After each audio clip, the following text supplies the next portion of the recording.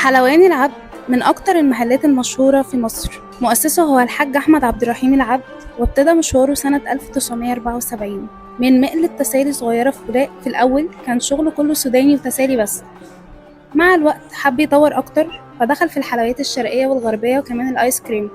بالتعب والإصرار اسمه كبر وبقى علامة معروفة عند المصريين، وخصوصا في الأعياد والمناسبات. والنهاردة عنده فروع كتير جدا في أماكن كتير جدا، بس المقر الرئيسي والأساسي اللي كل الناس عارفاه وبتروح له هو في وسط البلد، شارع طلعت حرب، واللي بقى من معالم القاهرة المشهورة.